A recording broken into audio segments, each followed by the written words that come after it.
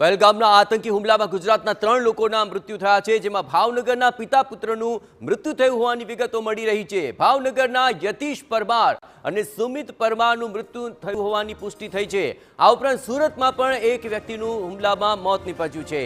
સુરતના શૈલેષ કલાઠિયાનું હુમલામાં મૃત્યુ નીપજ્યું હોવાના અહેવાલ મળી રહ્યા છે। તો કુલ જે લિસ્ટ સામે આવ્યું છે તેમાં 3 ગુજરાતીઓનો સમાવેશ થાય છે, જેમાં ભાવનગરના પિતા પુત્ર અને સુરતના એક યુવાનનું મૃત્યુ નીપજ્યું હોવાના અહેવાલ મળી રહ્યા છે। મોરારી બાપુની કથા સાંભળવા માટે આ તમામ લોકો ગયા અને ત્યારબાદ આસપાસના વિસ્તારમાં માટે ફરવા ગયા હતા। એ દરમિયાન આ સમગ્ર ઘટના ઘટી, જેમાં આ 3 ગુજરાતીઓના પણ મૃત્યુ નીપજ્યા હોવાના અહેવાલ મળી રહ્યા છે। અત્યાર સુધીમાં કુલ 26ના મૃત્યુની પુષ્ટિ થઈ છે અને હવે આ તમામ ગતિવિધિઓની અંદર જે લોકો ત્યાં પ્રવાસન દરમિયાન ફરવા માટે ગયા હતા અને આ આખા વિસ્તારની અંદર જ્યાં આ ભયનો માહોલ છવાયેલો છે, એવે તબક્કે તેઓ સુરક્ષિત રીતે ત્યાંથી પરત ફરી શકે તે માટેના પણ પ્રયત્ન કરાયા છે। પરંતુ પહેલગામમાં આ ટાર્ગેટ કિલિંગ કરાયું અને તેમાં 3 ગુજરાતીઓના પણ મૃત્યુ નીપજ્યા છે, જેમાં ભાવનગરના પિતા પુત્રનું મૃત્યુ નીપજ્યું છે। તેઓ પણ અહીં કથા સાંભળવા માટે ગયા હતા અને ત્યારબાદ તેઓ જ્યારે ફરવા માટે ગયા ત્યારે આ હિચકારી ઘટના ઘટી। ભાવનગરના યતીશ નામના યુવાનનું પણ મૃત્યુ નીપજ્યું હોવાના અહેવાલ મળી રહ્યા છે।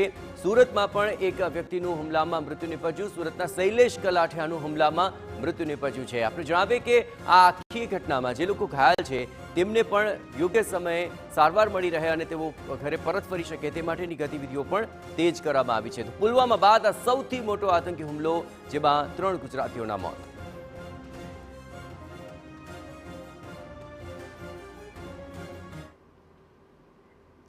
આ સંદર્ભે વધુ વિગતે વાત કરવા માટે જોડાઈ રહ્યા છે TV9 political editor Kinjal Mishra. Kinjal, ખૂબ જ હિચકારી આ ઘટના છે અને 3 ગુજરાતીઓના પણ મૃત્યુ નીપજ્યા છે। સૌપ્રથમ તો આ મૃતકો વિશે શું વધુ વિગતો મળી રહી છે અને અન્ય એટલા કેટલા ઘાયલો છે કે જેઓ ત્યાં ગયા હતા અને હાલ સારવાર હેઠળ છે, શું વિગતો કિંજલ? देखो જે 26નું સત્તાવાર લિસ્ટ છે તે જે કેન્દ્ર સરકાર દ્વારા જાહેર કરવામાં આવ્યું છે, આજે વહેલી સવારે જાહેર કરવામાં આવ્યું છે। તેની અંદર 3 ગુજરાતીઓ હોવાની વાત છે, તેની પણ પુષ્ટિ છે તે સરકાર દ્વારા કરવામાં આવી રહી છે। સૌથી દુઃખદ બાબત એ છે કે ભાવનગરના એક જ પરિવારના 2 લોકોના મૃત્યુ થયા છે, પિતા પુત્રના મૃત્યુ છે તે થયા છે। આ અંગે જ્યારે પરિવાર સાથે વાત કરવામાં પ્રયાસ કરવામાં આવ્યો ત્યારે પરિવાર હજુ પણ કહી શકાય કે ખૂબ જ ઊંડા શોકની અંદર છે।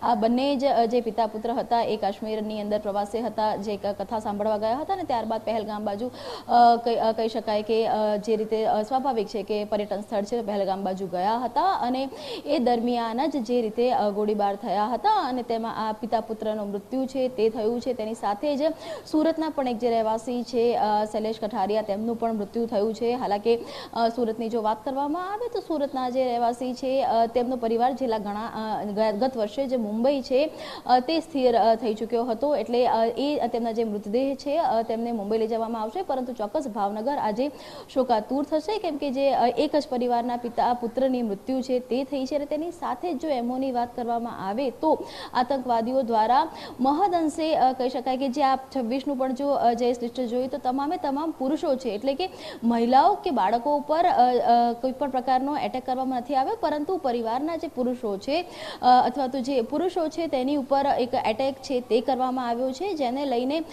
ખુદ કેન્દ્ર સરકાર દ્વારા ખાસ કરીને ગૃહપ્રધાન અમિત શાહ છે તેમના દ્વારા પણ દુઃખ વ્યક્ત કરવામાં આવ્યું છે। આજે તે પહેલગામ પણ જઈ શકે છે, ગઈકાલે મોડી રાતથી તે કાશ્મીરની અંદર છે। તો બીજી તરફ આપ જુઓ કે વડાપ્રધાન નરેન્દ્ર મોદીને પણ અજીત ડોભાલ દ્વારા સમગ્ર જે બ્રીફિંગ છે તે કરવામાં આવ્યું છે, પરંતુ આજે 26 લોકો છે તેમાંથી ગુજરાતના પણ 3 લોકોના મૃત્યુ છે તે થયા છે અને તેની સાથે જ કેટલાક લોકો ઈજાગ્રસ્ત છે, તેમાં પણ એકાદ ગુજરાતના વ્યક્તિ હોય તેવું માનવામાં આવી રહ્યું છે, પણ તેની સત્તાવાર સુધી પુષ્ટિ થઈ નથી।